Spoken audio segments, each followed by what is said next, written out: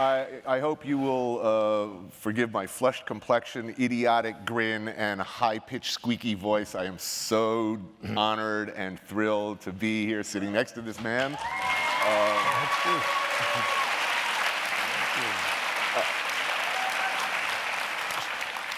I mean, chef, educator, author, TV pioneer. Somewhere along the line, you found time to get a master's degree in French literature from Columbia, a Zelig-like figure in American gastronomy and French gastronomy, for that matter. Cooked for 3 presidents. There at every major point in culinary history. I mean, the Pavillon. The early days of Howard Johnson's, a pioneer of the celebrity chef thing, where it all started with, you were there, more than 7 decades in the restaurant business. I mean, you started at, how old were you in that picture on the cover of The Apprentice? I am just 13 years old, yes. It's, it was another world, you know, I mean, my mother had a restaurant, and since we were a kid, 5, 6, 7 years old, my brother and I, of course, work in the restaurant. I don't ever think we ever came back from school and say, I am bored. I said, you're what? No, we had to clean bottle, wash things. They never even asked if we did our homework, but that's the way it was. And then there was no car at the time. My mother had a little restaurant, so we go to the market in the morning, the market along the Saône River in Lyon, an open market from 2 o'clock in the morning until 10. So we walk the market one way, my 2 brothers and I, carrying our bag, and my mother pricing and buy on the way back. She knows that that case of mushroom, that case of tomato, she cannot use it for tomorrow, so she's going to try to get it for 1/3 of the price or half the price or whatever. Came home, start peeling her vegetable, and does the dinner. There was no refrigeration. So she had an ice box that she bought a block of ice every day for her fish and her meat. But she had to use it during the day, the other vegetable, and the day after in the morning, everything was all over again. So everything was kind of locavore, organic. But, you know, my mother was an organic gardener. Of course, the word organic did not exist. But chemical fertilizer did not exist. And fungicide, you know, insecticide too didn't exist either. So that's the way it was, you know. But she would have liked a refrigerator with electricity. You were the picture on the cover of The Apprentice. You know, you're in Kitchen Whites. Right. You were. That was after you'd been working for a while with your mom. Right. That was your first. When I get into apprenticeship, formal apprenticeship in Bourg-en-Bresse, which is a town about 40 miles from Lyon, where I was born actually, and it was a big old hotel, Hotel de l'Europe, you know, and that's where I left home to go into apprenticeship. And that was around 13?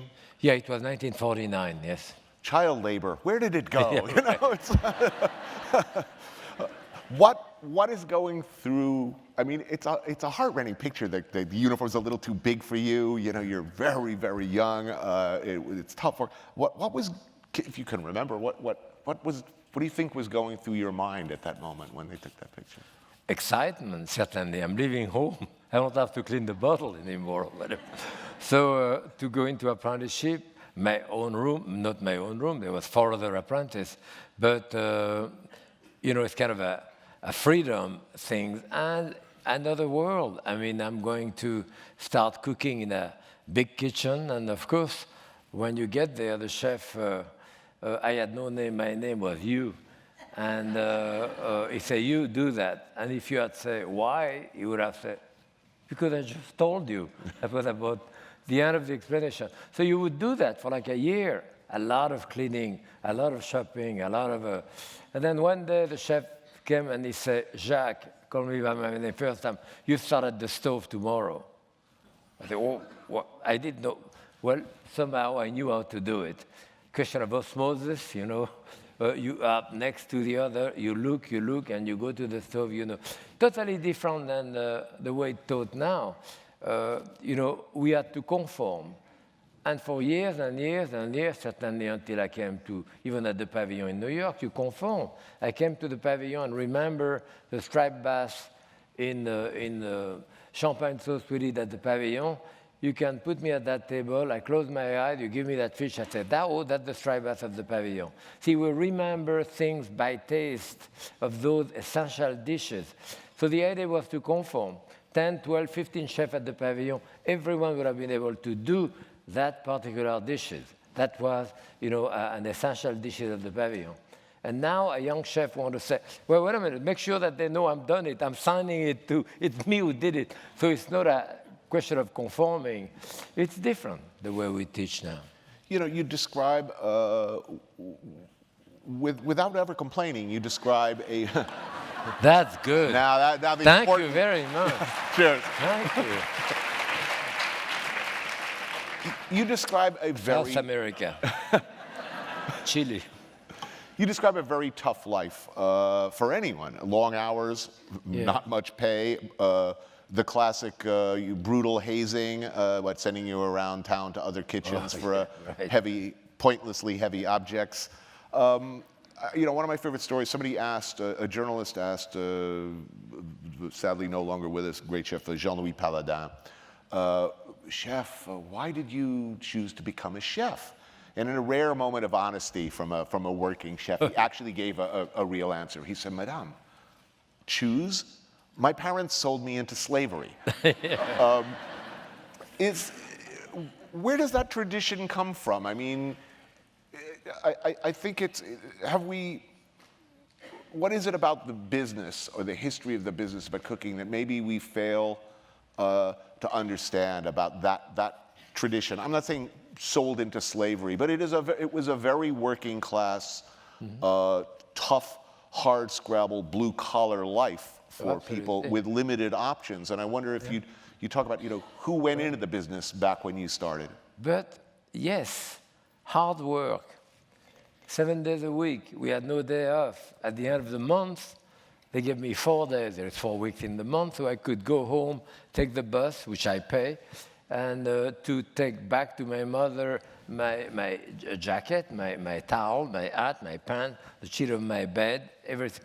So, but you know what? All that work, what there was also, there was a great deal of happiness. I loved what I was doing. Yelling in the kitchen, a great deal of joking around with the apprentice, the chef too. Yeah, there was happiness. It's not like if it was a horrible life in the mind. No, we ate, we were happy. I thought life was absolutely wonderful. Of course, I didn't know anything else. but yes, no, life was very good. We enjoyed it. Would I go back to it now? Probably not.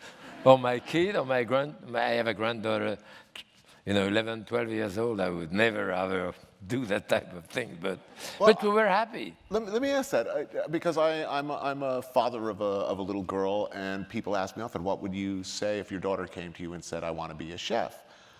My first thought, I always say, is at least she didn't say, I'm marrying a chef, or I've met somebody, he's a chef. At first, I think I'd be horrified, but then, of course, I'd be very proud because it's that she would choose something so difficult, I guess.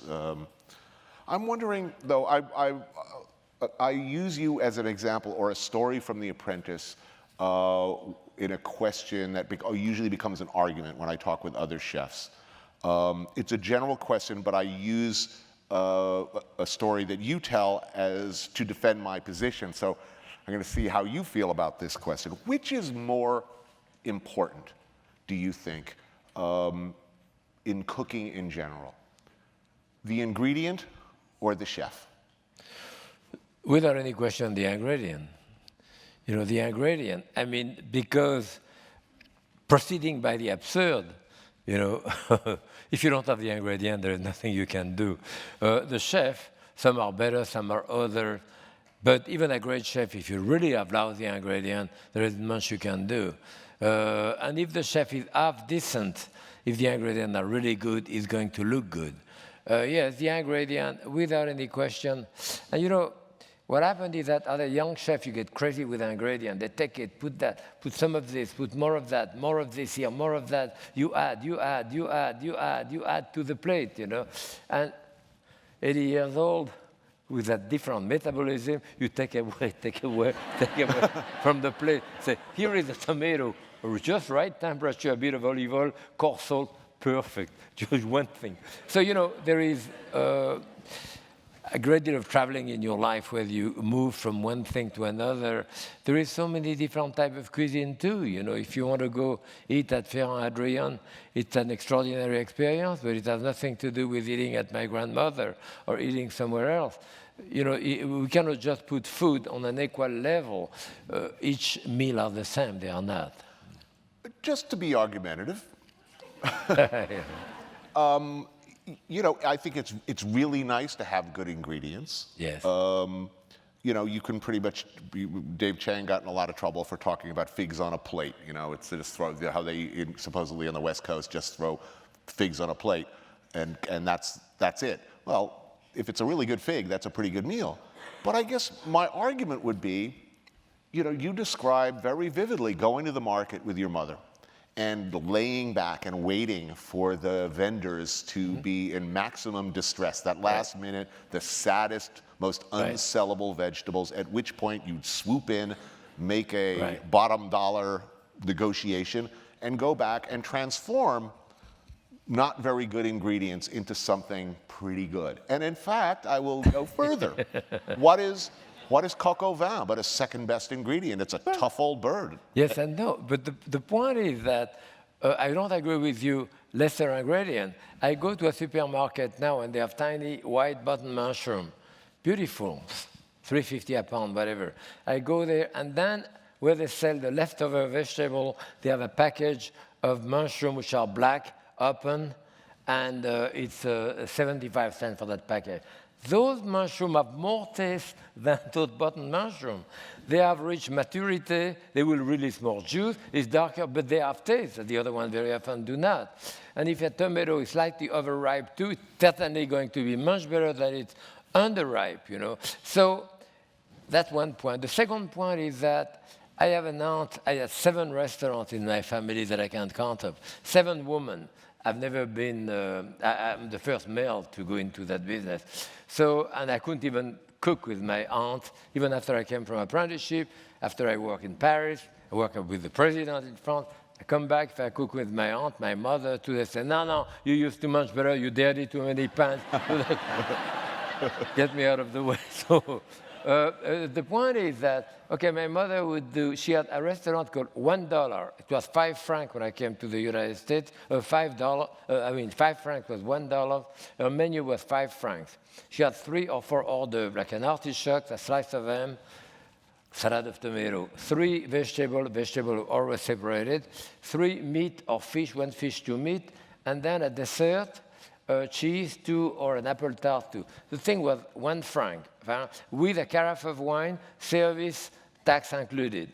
So, you know, I tell you, she had to go to the market and really buy the best possible way of doing that. Now, you work in that restaurant. My mother is doing a quiche Lorraine, fine. Well, she take a dough. Well, she used some lard. She used maybe a little bit of butter, flour, too. She push it there. She roll her dough, put it there, take some milk, bacon, whatever. She finish it this way. Is it the best? Is it the best quiche Lorraine that you can have? Probably the best in rapport to the price and all this. Because then they work in another restaurant. No, the dough is done only with butter, to this, that, to. Then in another one, it's puff paste. Then the dough is pre-cooked. Then it's cream, it's not butter. Then it's this, then it's that. You can always bring it to a certain level, but you have to look at it in the context of where you are, in a 3-star restaurant or a bistro restaurant where you pay basically nothing, you know. So what was your question? Anyway. I'm sort of arguing for the idea that it's really wonderful to have the best ingredients, right, but that the entire history of French gastronomy, certainly Chinese gastronomy, but definitely French gastronomy, is talented and skilled chefs transforming the tough and unlovable. meaning a Oh. pied cochon, a pig's foot, a tough coq au vin. By people, poor people figuring out how to make something that's not so awesome into something really awesome. No, absolutely. Absolutely. And sometimes the cuisine of the roots, in France there is a 3-star restaurant. There is the Michelin type of restaurant. There are about 600 in the Michelin. And 20 of those are 3-star, then 4-star, 1-star. Many people in my family have never been in a 3-star restaurant in France. Yet, most Americans will look at French chefs in the context of those restaurants. There's only 23 stars. There is 147,000 restaurants in France. Like my mother, another type, small bistro too. It's another type of cuisine too. And I have been to places where, especially now, there is so many extraordinary cooking shows where they will explain to you how to cook this and how to cook that, and the value of whatever molecule you have in there, and the fat and this and that too. They know everything there is about food, and I'm very impressed. I talk to people like that. They can tell me why my hollandaise sauce break or doesn't break, did that too. And I go to it at their house. I really have a lousy meal. So. And then you go to the grandmother at the corner of the street in Italy or in Croatia or in Spain or whatever. I have no idea what she's doing. I mean, in that context, but she knows exactly what she's doing. And the type of cuisine she does may be not even written down, it's verbalized from mother to daughter, but you may have the greatest meal of your life, so where do you balance those things, so. It's interesting you bring up that women cooking, because you grew up at Bourg-en-Bresse, is Yes. the name of the town? How far from Lyon? About 40 miles. About 40 miles. I became aware when I was doing a show in Lyon. I asked Paul Bocuse, I said, every chef has a chef, someone in their past.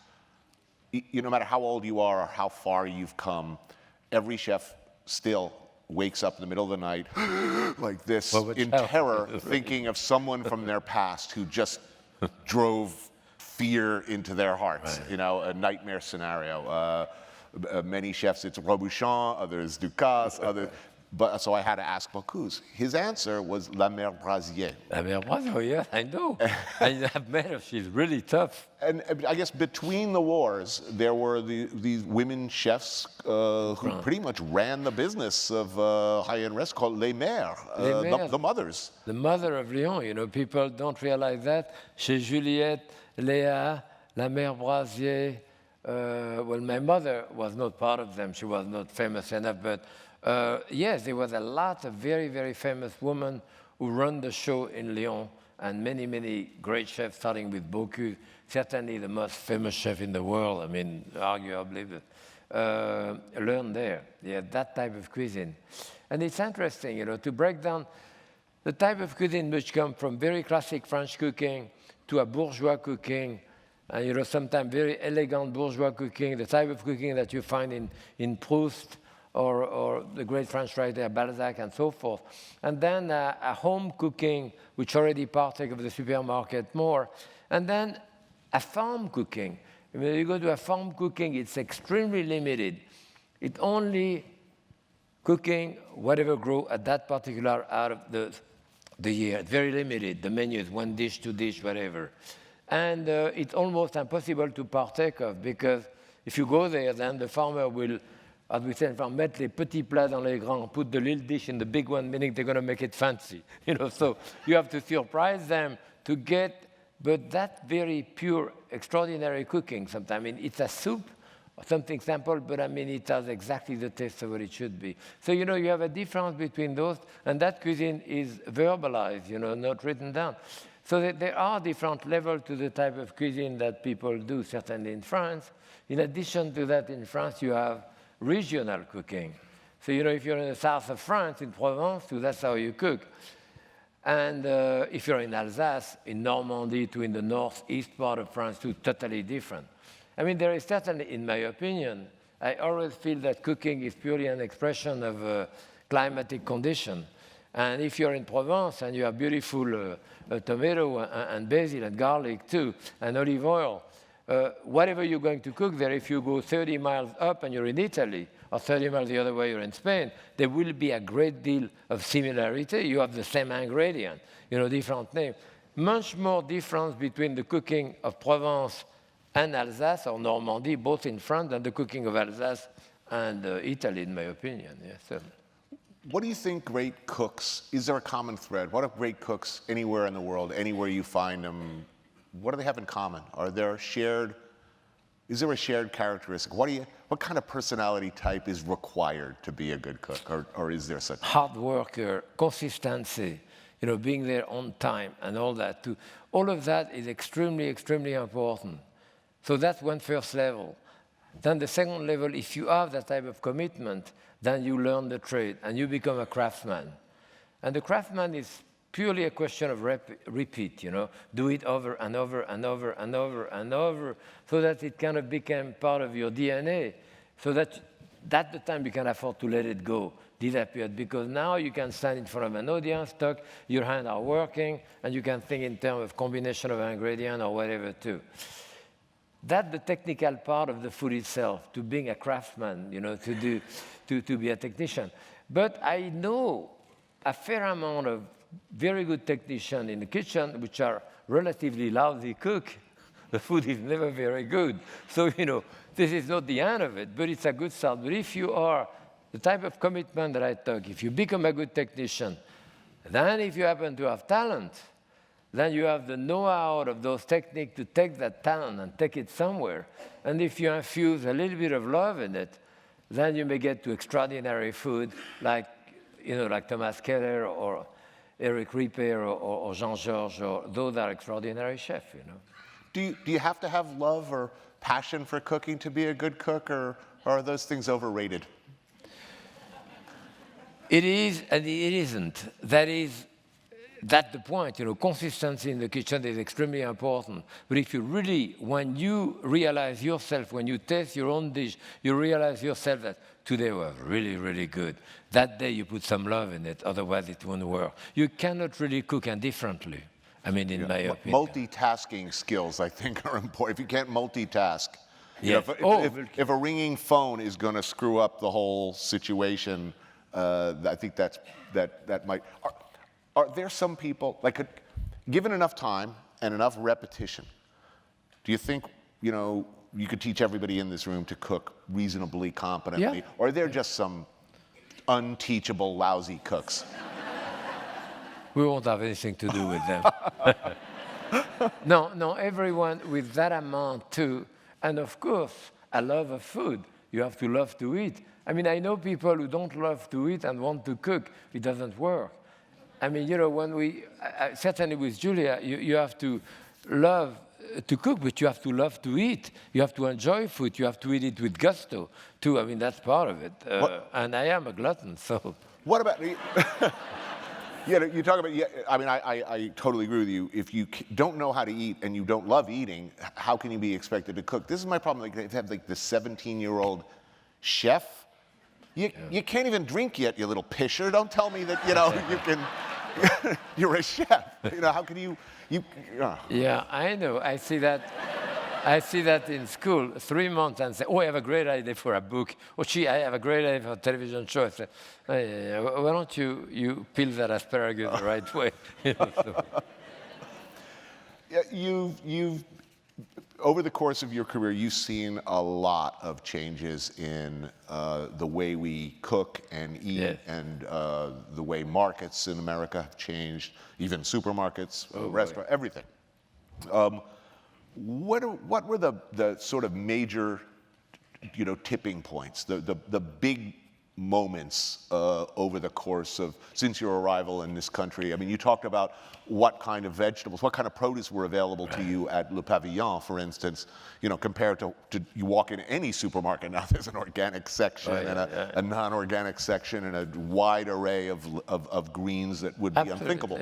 But what were the big changes, the things that I wish I had a better term, but tipping points? Well, the change in my cooking usually are fairly insidious. not like you get up one morning and say, okay, I'm not cooking this way anymore, that's it. It goes on, you get older and things change and all that. When I came to America, I live on 50th and First Avenue in New York here, and going to D'Agostino Brother, I think it was, a market there, and there was no shallot, there was no leek, there was no oriental vegetable. I say, well, what are the mushrooms? They say, aisle 5. That was canned mushroom. So you had to go to a specialty store.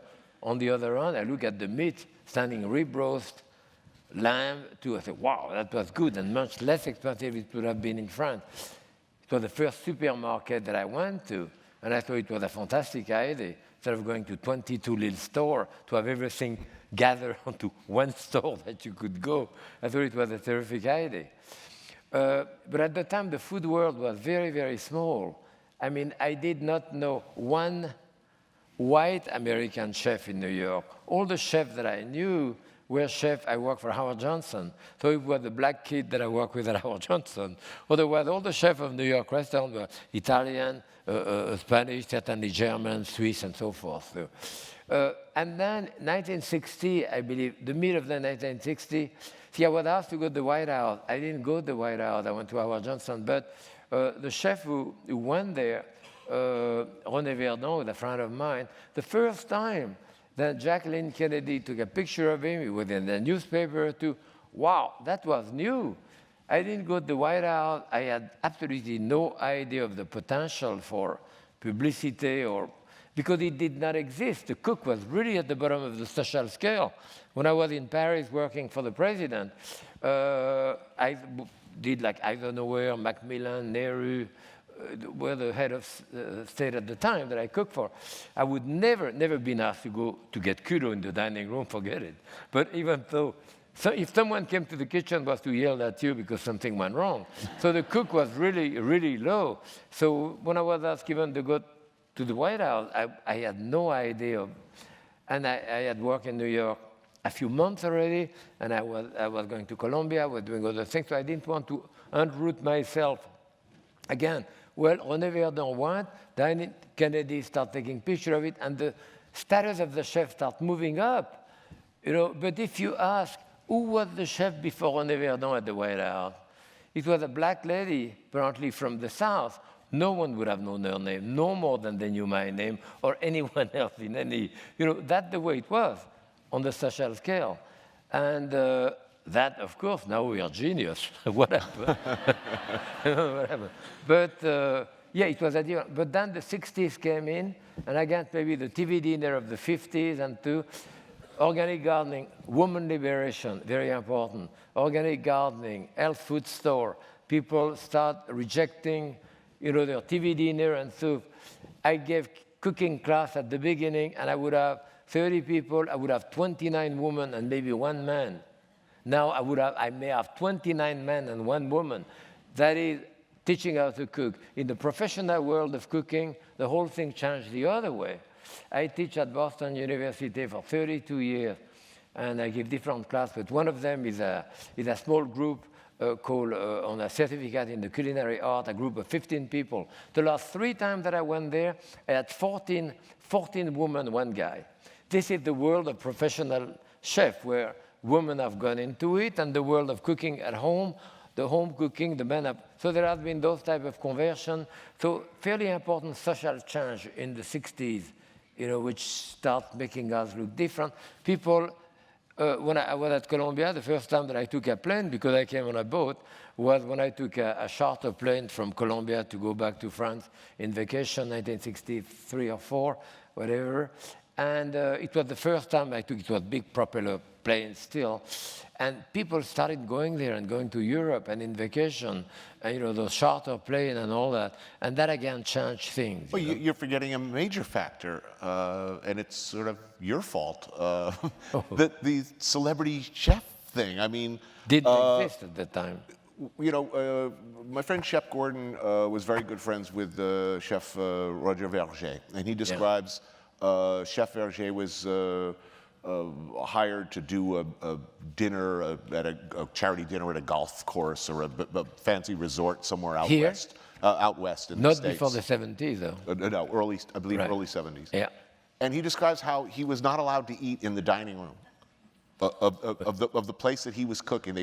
They sent him back of the plane, put him in a crappy room, didn't pay him, and when he asked if he could eat in the dining room, not during the event, but at another time, no. Essentially, he was treated as the help. What did he expect? He was a cook. And Shep describes he through a meeting he called up the other well-known chefs of the day. He describes talking to Wolfgang Puck, and they said none of us get paid. He said none of us get paid. We all get treated like that. This is the way it is. Somehow, at some point, because of the people like you who were teaching us to cook and cooking on television, whose names we learned and who we became attached to and cared about, customers started to care about who was preparing their food. We never cared before. We'd walk in and say, I feel like chicken tonight. Yeah. You didn't, maybe you knew Soulé up front, but you didn't know who was in the back at Le Pavillon. Absolutely not. No. That changed. Soulé didn't know what in the back. He called from the top of the stair. He was very autocratic. I mean, in the old didactic in France. So is it a good thing, this monster you've created or helped create, the celebrity chef? I mean, it's good times to be a chef. If it wasn't, you wouldn't be here. Exactly. Look, I'm pretty happy about it. Oh, wow. Okay. And I will be milking this thing for as long and as hard as I can. Yeah, much longer than me, but I'll do it as long as I can. But I mean, is there a downside? I mean, is it all good that people show up at restaurants now and they don't say, I'm in the mood for chicken? They're said, I've heard about the chef here. Yeah. I hear he's good, and I'm interested to know what he or she does. That's truly a good thing. And I will do the opposite. I go to a restaurant, tell me the chef is extremely creative too. I say, you have any mashed potato? Something very simple that I can make sure.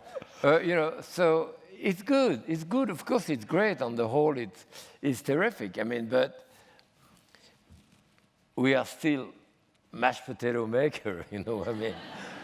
Sometimes, it's and the problem is that I don't really want to take it too seriously, but when you have a young chef who is 23 years old and you have 2 articles in the newspaper telling him he's a genius, and then he believes it, that's when it becomes dangerous. Yeah. All right, we have some questions from the audience. Here's a good one. What do you think is the most valuable skill for a home cook? Taste. I mean, if you can taste and you have a good sense of taste, you will work on your technique or whatever and get there. And, I would probably add, I am very, very miserly in the kitchen, and that would be part of my mother's training, and that's important for the home cook.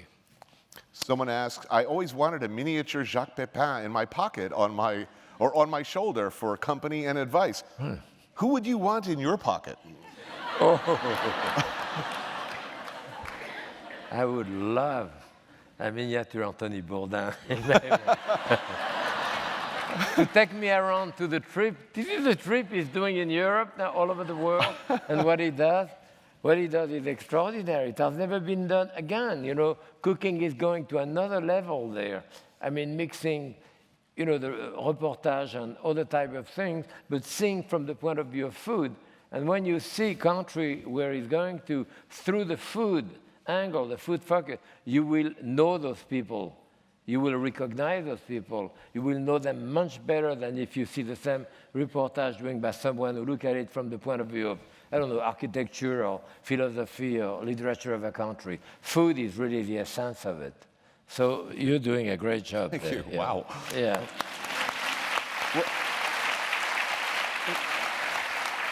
What would you like to see more of, and what would you like to see less of in the food industry in general? I think I would like to have more people sending me wine for free.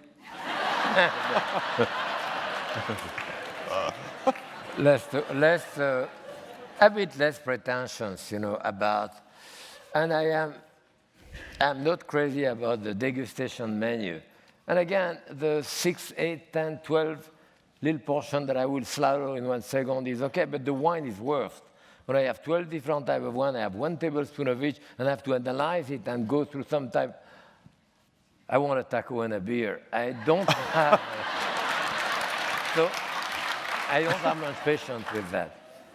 You know, I think every chef I know at this point of really the tyranny of the tasting menu, it's their greatest fear. It's like, please, God, don't send me 8 extra courses. I mean, this is an enviable problem that we Yes, you know, of that course. we walk in a restaurant and people send us extra courses. But the prospect of a 22 or a 23 course tasting menu, it's inhuman. And it's less and less these days. I agree. There are very few people Inhuman. left in this world with whom that's a pleasurable experience. Sushi, 1 piece of sushi at a time, 23 courses, fine, that's perfect. But wow.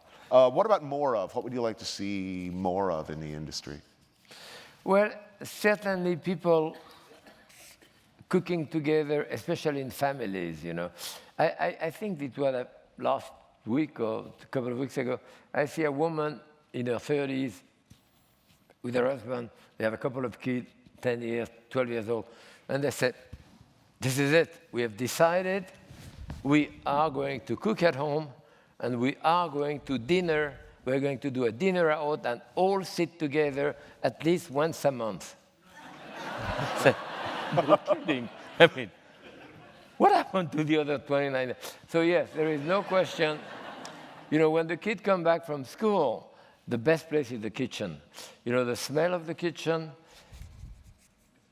the noise of the kitchen, the voice of his mother or the father, those smells, those tastes, that will be enshrined within yourself forever. I mean, it's very visceral. Those tastes you will remember all your life. There is nothing as comforting as that. And when you think of those kids in Afghanistan or somewhere who are 18, 19, 20, 22 years old, risking their life, and then what do they think they dream of at night? You know, the kid may dream of his father apple pie or his mother clam chowder or the southern fried of chicken of his cousin or whatever it is. So at that point, the food itself transcends the level of food. That food means comfort, it means security, it means home, it means many, many more than food it is. So those essential tastes that you have as a child, you know, those memory and all that are very, very important for me, you know.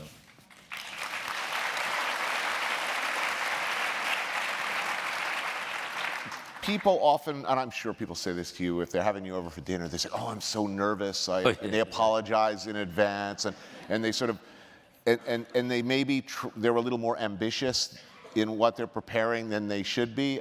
I always assure them, look, anybody's mother's meatloaf is something I would pretty much really like to eat. Me too. You know, especially given what I eat around the world. What do you, if you're going over to someone's house, ideally, in an ideal situation, what do you want to have for dinner? What are you hoping they'll make? So what I do, you bring a bottle of wine, right? You go into the kitchen and you say, hi, Tooth, fine, have a glass of wine with me. Fine, they say, oh, you're going good, smells good. You will have another glass of wine with me. And then it's good. So have a 3rd glass of wine with me. To the 4th, 5th glass of, I'm going to do this.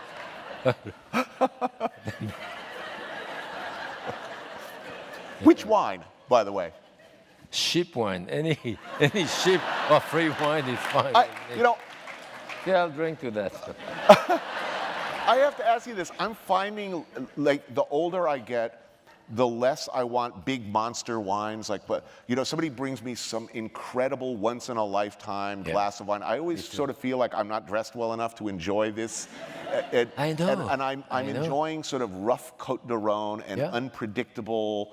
You know, my favorite wines, actually, I'll be traveling maybe with my wife's family in Italy, and we'll go to a little agriturismo on the side of the road, and I'll be really enjoying the wine, and I'll ask the owner, you know, who makes this wine? And he'll point at some old man at the bar, and that guy, saying, oh, it's fantastic. Yeah, no, absolutely, I agree with you.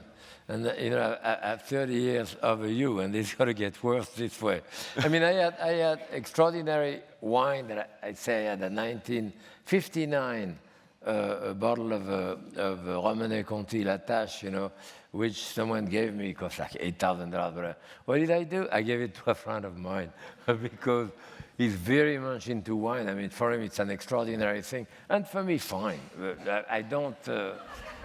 you know, you know, in my book, I have that little book, The Apprentice, as you know, because you've been kind enough to do an introduction to it. And I say a different story. I came here in 1959. In 1963, when 64, when President Kennedy was assassinated, first time that I left New York, I went to, I met a Mexican woman in New York. Friend of, so before I was married, my wife is here. We've only been married 50 years, but that was before. So anyway, and she told me, come to spend Christmas in Mexico. So we go with my friend Jean-Pierre, with a pastry chef in New York. I said, let's go. So we go. And I said, you know, if we go to Mexico, and I want to stop in Dallas to see where the president. So we stop in Dallas. We go to the Adolfo Hotel, which is still there. And I remember we came, and I come to the bar, and I say, okay, to the registering. And I say, where is the bar? They say, this is a dry county. I said, well, what does that mean? I say, this is a dry, we don't have it. I say, you must be kidding. So he said, well, if you want to fill up that form, then you'll be a member of the club upstairs, and you can go and drink. I said, okay, fine. We fill up the thing. We go there. There is a restaurant. That's the French room, very fancy. I mean, black tie, Maître D glove like this too. We go there, and fine. We look at the menu. People had bottle in box, scotch or whatever. But I wanted some wine, and I said, "You have a wine list?" They have the wine list, and I see that same Latache Romain de Conti, 1959. But of course, that was 1964. It was that old. But it was like $20, which maybe $150 now, but basically nothing for the price of what it was. So I say, you have that wine? He say, oh, yes. Wow, I think I can bring a bottle? Absolutely. So we wait. So they bring some Amish girl to, I say, where is the wine? I call the guy, I say, where's the wine? It's coming, it's coming. Then we go, still no wine. Then he brings the menu, then we choose our menu. Then we get the first course, still no wine. 45 minutes later, I say, what's going on? Finally, they brought the wine, that beautiful bottle of old Burgundy, in a bucket of ice for an hour and a half. Turn it to make it really ice cold, you know. So I told the guy, do you have more of it? He said, yes. I said, you know, we're kind of strange. We like it kind of lukewarm, or just bring another bottle just the way it is and leave this one. We'll drink it later. That's what we do. But I mean, also just to tell you, the way things have changed in America, I mean, the wine or food, is that it's just simply amazing, you know. So, I don't know. That's a long digression. I'm sorry. What do you think? I mean, I believe in a perfect America, for instance, that everyone should be essentially forced to learn to cook certain basic things. Meaning, you know, we used to have what was called home ec class. The girls would be shuffled off into that. Boys would go do shop. Girls would be off to home ec. That was, I mean, good idea. That was abandoned. My feeling is that we should bring home ec back and make everybody do it. I think everybody should learn to feed themselves and a few friends reasonably well. A few basic tasks, the ability to, for instance, make an omelet, roast a chicken properly. Just a few basic tasks, and if they can't do that by 13 or 14, they should be basically shamed and marginalized.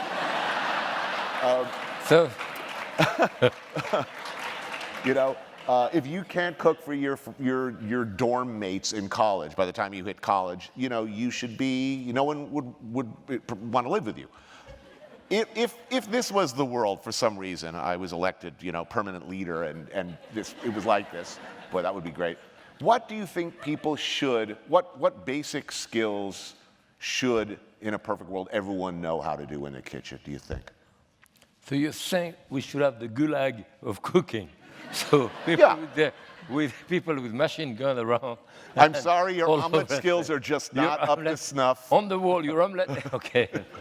But I mean, if you could... It's very simple, depending where you are. You know, it's an interesting thing that if you go to Korea, as you have been, or to South Africa, or to Senegal, Gambia, France, Italy, or Spain, that same chicken will take different direction and different taste. I'm sure someone could do a recipe, a book of chicken with over 10,000 recipes, quite different, you know, this is the way it is in different. So, you know, those tastes that you have as a child that I remember, they stay with you too. And you go in another country and the taste is different. And you tend to say, certainly the French tend to say too much, well, that's no good, oh my God, that's, because it's not their taste. But for the people in South Korea or somewhere which had those tastes since they were born, this is the greater taste, you know. So without any culture, in any of those countries, it'd be good to have people taking the basic ingredient and yes, having them in primary school to start with when I was secondary school. At the end of secondary school, if they cannot make it to college, there should be either guillotine or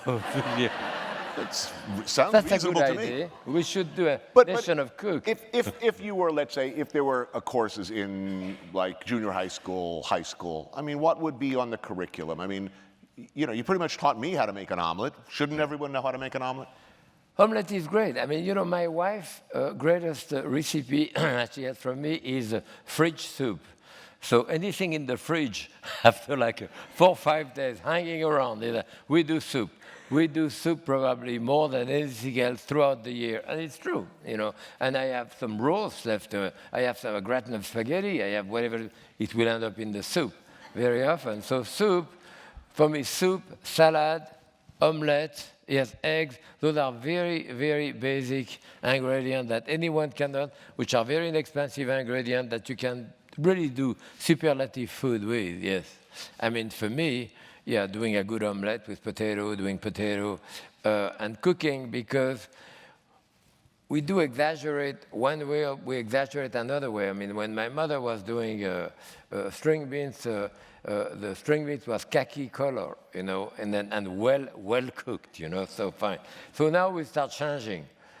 But I mean, who am I to tell my mother that she's wrong, frankly? But in any case, we're doing it, and we did the string beans or the asparagus slightly crunchy, and it's very nice. Now you go in a plate, they dip it in boiling water, give it to you, everything is raw.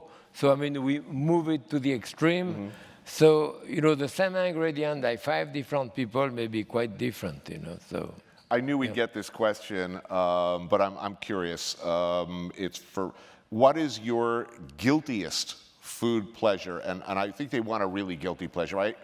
I ask this on stage with Eric Ripert all the time, you know, what's your guilty pleasure? And I'm looking for something really shameful, like a bowl of Captain Crunch with crunch berries at 2 in the morning, or, you know. And no, and he's like, oh, well, sometimes I wake up in the middle of the night and I have a little piece of chocolate, or no, I go to the refrigerator and I have a little pate, and I'm like, first of all, who keeps pate in their refrigerator? Yeah. But I mean, I'll go first. I will admit that I will sometimes put a hooded sweatshirt on and I will sneak into Popeye's fried chicken and it's not even for the chicken. It's for that nasty macaroni and cheese. And there's not even anything resembling cheese in it that I can tell. That nuclear orange stuff, and it's microwaved, and I just love that stuff. And you love it. So come on, fess up. See, Is there something really hideous that you like? That's probably the difference between you and me. I would go there with the hood on my head the same way, but I wouldn't be guilty at all. Because I'm a glutton. You know, if I like it. You know, when I came to America and I did a thing, well, today I was on the Rachel Ray show, and Jacques Torres with somewhere came and did a big cake for me with Oreo cookie. Because when I came to America, I said, I love Oreo cookie, I love Fig Newton, I love Jell-O. I love Jell-O. So I love, you know, a lot of stuff. So I'm really a glutton, you know. Like the multicolored Jell-O with like the bananas and the Del Monte fruit salad in it. I kind of like that. That's not bad. Yeah. Where do you eat? Let's be more. What's your favorite restaurant? Some question here. Favorite restaurant on the Upper East Side, and let's go above. Let's make it interesting. Above 72nd Street. That takes Danielle out of the. I frankly don't know, because I live in Connecticut. I'm sure you can recognize my Yankee drawl. I mean, this is not New York. It's purely Connecticut. Which one, little one? Oh, Reos? Oh, yeah, Reos is good. Did you get a seat around? We were in Reos a couple of weeks ago. It was terrific. But I don't live in New York that much. I eat at the school, and I don't really go that much to restaurants Yeah, anymore. well, I live on the Upper East Side. Yes. And when they opened Shake Shack on 86th Street, Well, I love Shake Shack. I fell to my Yeah. knees and wept with gratitude. Yeah. I was like, oh, thank you. Well, you know, I'm not saying it's a food desert, but it just seems with so many wealthy people living in a small, confined area that there should be better options than there are. It's it is true. not a wonderland of food by any But, stretch you of the know, imagination. On the other hand, to paraphrase James Beard, who said, we're at the best restaurant is where they know you. And there is a great deal of truth there. You know, people know you, they receive you, it's nice, you have a nice drink, they even remember the kind of drink you have to. And even if it's not quite as good as maybe somewhere else, you have a better evening, you know, so. Whose cooking do you enjoy the most in the whole world? Whose cooking I Yeah. enjoy the most in the whole world? Mine. No, I'm kidding.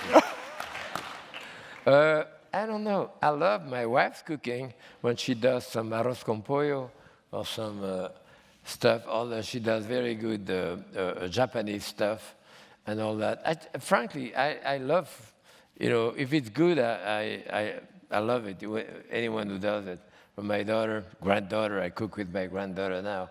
But friends, yes, I have so many friends are Charlie, the great cook, a friend that we have around the house, you know, so, yeah, I'm not. If you were sentenced to live in any country, you have to eat all the rest of your meals for the rest of your life in another country. It can't be France or the United States. Where would it be? Yeah, probably Mexico, huh? Well, I mean, I've been there. We had an apartment for 12 years there, and that I had great food. I mean, as long as I have eggs, and maybe the chicken who come with the eggs, that would be good. I'm surprised that's the first. Most chefs lately, they tell me Japan. I love Japan. Oh, yeah. I could, yeah. if I had to Love be Japan. trapped in You one would do? country and eat all my meals there for Yeah, the rest of my would life. be Japan. Yeah. Yeah. Well, maybe we can exchange. It's better we can Japan. Yeah. No, I do very much like Mexican food as well. Do you think we should care about whether food is good for people or not? Everyone wants to die in good health. So, you know, we have problems with that. Don't eat that, it's no good for you. Don't eat that, yeah, okay, up to a point, it's fine. Without any question, as I said, the way it was when I was a kid, when the word organic did not exist, and it comes back now. Of course it's better to get, I mean, one of the worst things that you can eat for me, without any question, is first the food you cannot recognize, so don't eat it. And secondly, processed food. You know, you look at those packages, and list of ingredients is where, and you open it, and you have pieces of green stuff, and all that too. And it goes even one step further. Now I've been with kids a few weeks ago, and those kids were not even choosing the food. After they look at the food inside, they choose according to the color, because now they do the color. Say, I want the blue one, I want the red one too. I mean, so we get so far away from the food that pretty scary, yes. So yes, I mean, a kid, we are doing, hopefully I'm doing things with my granddaughter, and we did thing in Hunter when Claudine was 4 years old, and she's in late 40s. You know, taking the kid to the garden, make them identify, that's parsley, that's this. Then I take it, and we do things with them. You know, all kind of little thing of nothing with eggs and all that too. But the kid should be identify where the food come from, you know, and then should be familiar with it. You know, I remember when I started at the French Culinary Institute in New York there 30 years ago, in Chinatown there was a place I could buy chicken live, they kill it there, they pluck it there, and so forth. So I say, well, I'm going to show the student in basic technique how to first burn and take the skin out of the feet of chicken, and whatever, and not plug them because they had a plucking machine there. So if I go there, that's too far. But at least eviscerate the chicken, show them what's inside too. I would go there, and those are supposedly professional cooks. I start doing that, and some people are ready to faint out. Some have to leave the room because I'm eviscerating a chicken. Yeah. I mean, you know. And this is scary. That's scary when you do that. When Claudine, our daughter, was 8 years old, I take her to France. We go to a farm. I remember one time, and the farmer was there, and she sit next to the farmer, and she was plucking a duck. We were going to have a duck for lunch. And Claude said, "Why do you take all the leaves out?" She didn't know the word feather in French, right. So she said leaf. But the point was not there. The point is that he was exposed to this, exposed to that, and the kid has to get exposed to that because otherwise you get too far from Mother Nature and it's scary. You know? Yeah, my daughter is essentially being raised her mom's Italian, and we spent a fair amount of time in Italy. She knows where food comes from. You know, she can pet the sheep, and I can say, hey, don't get too close to Socks, okay? Because Socks has got to go soon, and she knows where food comes from. Yeah. But look, we've gotten better as a nation, as far as where our food comes from, and in some ways, to an insane degree. I mean, I walk in every supermarket now. I mentioned earlier they have the organic and the non-organic section. Right. Well, I go in. I'm holding my daughter's hand. I go into Fairway on 86th Street. And I need lemons and limes, and I figure, I don't need organic for that. I head over to the non-organic section, and all these like Upper East Side women are looking at me with my daughter, and they're like, "You monster!" They look at me and the child, and they're like calling Child Protective Services on me. It's really bad. Let me ask you, in your entire career in the restaurant business, did anyone ever say they were gluten intolerant? No. Apparently, no. it's an epidemic, apparently. And I'm not joking there. I didn't know what the word allergy means until I came to the US. Because I didn't remember anyone when I was a kid allergic to one thing or another. People didn't have that, So they couldn't afford it then. In my opinion, it is processed food. All the junk we put in our food, we put the kid there now, because it really didn't exist before. So yes, we have to do something about that. But to you what have degree? To do something about that. I don't know. I'm conflicted about this. On one hand, I'm very. I think everyone should be able to make their own decisions about what or not. But clearly, it's a problem. I'm uncomfortable with the notion that chefs should have to have a conscience about what they're feeding me. I always thought we were in the pleasure business, but if you look at us and look at the health of the nation, it's something we clearly have to consider. And it's funny, isn't it? Of all of the people and all of the professions in the world, that chefs should be taking the lead in this is sort of ironic and extraordinary. I mean, we've been traditionally a pretty motley bunch of people living on the fringes of society. That we should somehow be any kind of a social conscience is extraordinary. And I think speaks well of not me necessarily, but some of my peers. No. I mean, being vegan, being vegetarian. I mean, I don't think that we have the moral authority to decide. I mean, I don't like anything which is kind of a self-righteousness. Oh my God, you're eating. Yeah, I like it. I like bug. Fine. Whatever. So yes, this is not the role of the chef, but you can still, bring good ingredients, teach people the right way, make them in tune with nature. I think that's very important. I like to take my daughter. My granddaughter picking up wild mushroom and dandelion and all kind of stuff like this, and tell her, watch out, those mushrooms may be dangerous too. And when I get home, my wife tastes it anyway. So, that's great. If you couldn't be a chef, if you could do it all over again and pick any profession, anything, what would you have chosen if you could have chosen? That's a good point, because we never choose. I was 13 years old and I had blinders, You know, my mother was a chef, my father was a cabinet maker. There was no television. There was no magazine too, so I didn't know in half an hour that I could become a great architect or whatever, no television. So yes, we are really blinder. It was much easier to choose that. But I mean, the way I do, and I like to bone out chicken, maybe a surgeon, I like to bone out things. Wow. I'd be a bass player in Parliament Funkadelic. Oh, good. That sounds good. Who's your favorite French author and why? This is a great question. I'm really curious about this. Well, many, but in the old one, Albert Camus probably was very important. In the time that I was in Paris, existentialism was big, and Sartre certainly, but Camus even more. In L'Étranger or The Myth of Sisyphus, you know.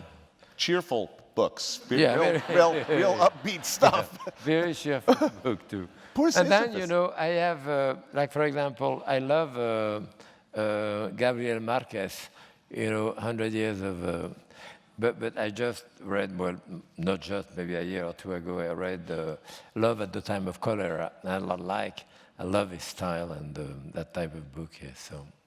But. Oh, no, this one's for me. I'm not answering that question.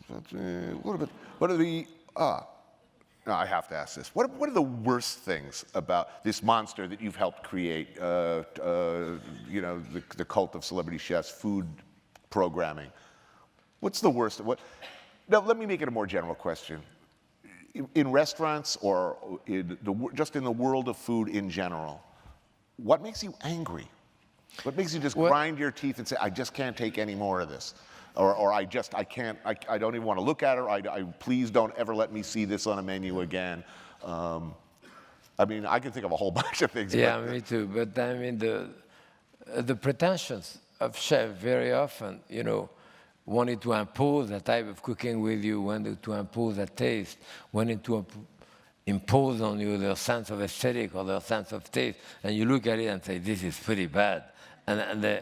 Yeah, I mean, I have no patience for that type of, you know, for that type of pretensions. And, you know, as I say very often when I go to a restaurant like that, they say the chef is extremely creative. I say, let's get out, you know. So. Okay, so on a scale of 1 to 10, 1 being pretty annoying and 10 being just, I have to kill something immediately. Rapid fire, water sommeliers. What? Oh, yes. Water sommelier. Would that be like a 5 or a 6 on the heat meter? That would be a 0 there. Truffle oil? Truffle oil, it depends. There is a couple of get pretty good. I mean, it's not really truffle all the time, but sometimes the taste can be pretty good. 3, 4, 5. 7 with eggs. I like it with scrambled eggs on top. I had a terrifying experience the other day. I was in California. I was in San Francisco. I'd had a really, really bad day, and I stumbled into a bar looking for a beer, and I sat down, and I noticed there was a big board of many, many, many beers, all of whose names I was unfamiliar with, but I thought, okay, craft beer.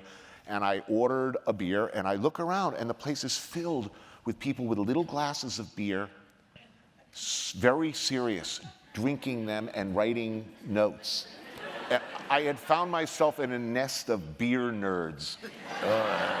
And I thought, this is a terrible thing. Like, I like good beer, I like craft beer, these are all good things, but you know, drinking is supposed to be fun, yeah. right? And Absolutely. it was so serious. How about, what's the cutoff point for a waiter to describe what you're about to eat? Like, how many seconds do they have before you start to get irritated? No, yeah, that's pretty short.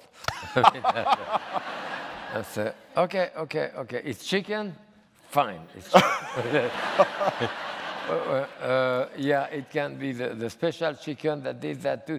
And you know, this is one of the points at the turn of the century, in the 19th century, when Escoffier, one of the great French chefs, was that, he kind of codified in the Guide Culinaire, you know, early 1905, I believe. And which was very complicated, but he kind of codified it so that you know that if you have something lyonnaise, for example, that would be with onion, something Crécy with carrot, something du Barry was with cauliflower, whatever. So at least the menu become Manche, Trimmer, and two, and you have a tournedos, du Barry. So you know that there will be either a kind of something with cauliflower, which may have been a custard of cauliflower or whatever. So, I mean, you had an idea too. This was totally destroyed with Nouvelle Cuisine too. So now you have our little excellent, I don't know why they say excellent, but I'm the one to decide whether it's going to be excellent, but our excellent, well done, perfectly made, a little thing with this and that, and this and that, and this and that, and this and that, and 3, 4, 5 lines, instead of 2 words, so we didn't get better at that. How many times should a waiter check on whether we are enjoying our food? Not when we are talking. One when we are talking and they push you apart and say, is everything okay? And the wine, how much do you want to know about the wine? I want to know, if I want to know something, I will ask. I say, what is that? He said, well, it's a Grüner Veltliner, it's from Austria. And so I say, great, okay, that's enough. I say, it's from whom, what year is it? Okay, that's fine. If I want to know more, I can ask, but he shouldn't really tell me much more than that unless I ask. Now, of course, we have the last meal question, but and I think previously you said, was it bread and butter? That was last meal, good bread, good butter. Among other things, Right. Yeah. Who are you eating that meal with? Where are you eating that? Forget about the bread and butter. Last meal, and I mean a meal. Right. Where's it going to be? Meal. Who are you eating with? It's going to be at my house. It's going to be with my wife. It's going to be my daughter, granddaughter. If I can have my father, mother coming back, all of those. Yeah, all the people there in my life. And it's going to be a very, very, very, very, very long meal. Like, couple of years.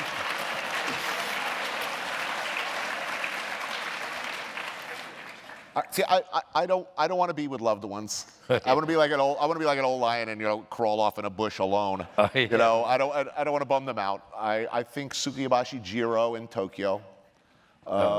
Maybe a young Ava Gardner next to me wouldn't. Sounds good. And you could shoot me right there, actually. Yeah. You could pretty much come up behind me and bang right at that counter. Okay. And as I sat to the floor, point exactly? I would not be. Yeah. I would not feel cheated. No. I would not say life has really dealt me a dirty hand. As I sagged to the floor after 22 courses at Jiro, Ava Gardner's face growing fuzzy in the distance, I figure, life didn't suck so bad after all. Sounds good, too. I'm going to come back 7 times anyway. Do you think so? I'm going to come back 7 times. I'm triple deadly, Okay, I don't know. I was just having this conversation with Eric Ripert the other day because he's a Buddhist and he absolutely believes that he's coming back. And I'm saying, yeah, but life is pretty good for you. How good can the next one be? How could you get this lucky twice? 3 times. Or 3 times. I mean, next time's definitely going to be a step down. Yeah, right. You're going to end up working at like Blimpie or Subway or something. It's not so good. Let's see. We got just a couple. We have time just a couple more. Yeah, of course. What did you most admire about Julia Child? You knew her so well. Her being herself. I mean, I met her in 1960, so I know her for 45 years, and she was never different at home than what she was on television, whatever. We had a great time eating, drinking in her house, from breakfast, lunch, or dinner. And in many ways, a pretentiousness, she liked something. And when we talked, especially new chef too, if she didn't know something, she'd be the first one to, what is this? I have no idea what that is. And so she was very secure with herself. So it was she was very comfortable to be with in that sense, so great. You have a new book, Heart and Soul, in the kitchen? Yeah. What's it about?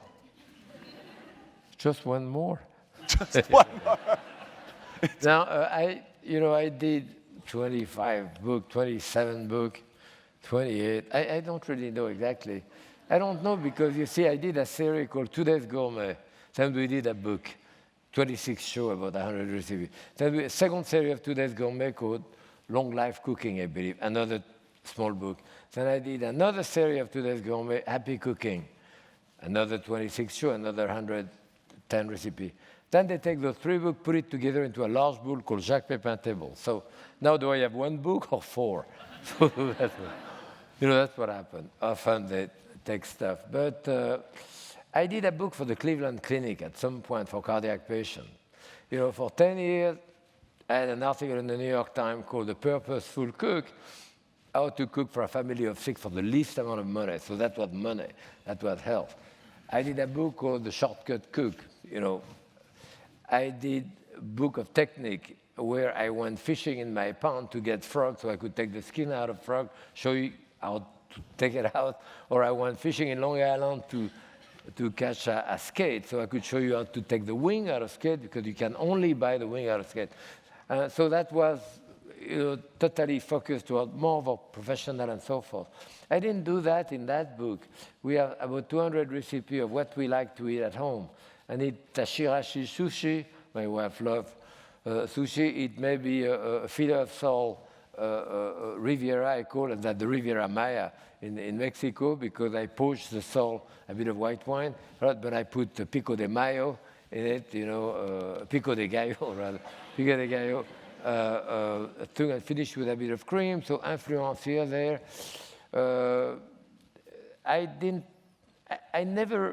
I think that I was very chauvinistic, French. I never really tried to be French entirely, or for that matter, I don't try not to be French. I don't really think much in those terms. I do dishes which I've done, and those dishes that I've done over 50 years that I've been here, so that's probably a very American cookbook. I did a small chapter on the organ meat, variety meat, which years ago you wouldn't do. But now young chefs are crazy about that, from pig's feet to beef tongue or tripe or stuff like this. So that's what the book is all about. And I cook with my granddaughter, Shari. I went foraging with her for mushrooms. I cook with Gloria. I cook with my friend Jean-Claude, who's been a friend of mine. We worked together for the French president in 1956-7. So, we are very dear friends. And, that type of thing, which is a bit of an extension. I have a little book called The Apprentice, which is a bit of a cook's memoir. So this is a bit of a visual thing of that. It's an extraordinary book. I urge everyone to get it, along with La Technique, of course, which is, few books are always and forever argument enders, meaning if you're arguing with someone how to make an omelet, you could pretty much settle the matter by opening up La Technique, case closed. And last question before we end this: if you had one short bit of advice for people who, and so many people now who say, I'm thinking of I'd like to become a chef. Yes. I'd like to enter the business. I'd like to become a professional cook in hopes of someday becoming a chef. What's the best advice you could give them? I would tell them that it is a tough world, so you have to have a great deal of commitment and come in that business for the right reason. Right reason being is that you love it. It gratified you. You're happy, because by the time you're 35, you will have varicose vein, and you won't make that much money going as a cook from one place to another too. And you may, quote, become famous or do a book or do a television show. You may or may not, probably not. The right reason is really for you to love it, as I said, to feel commitment for it and feel that it gratified you. Because, the secret of life is relatively easy. If you do what you love to do in life, then, you never have to go to work. Thank you so much. It's been an honor and a pleasure. Thank you.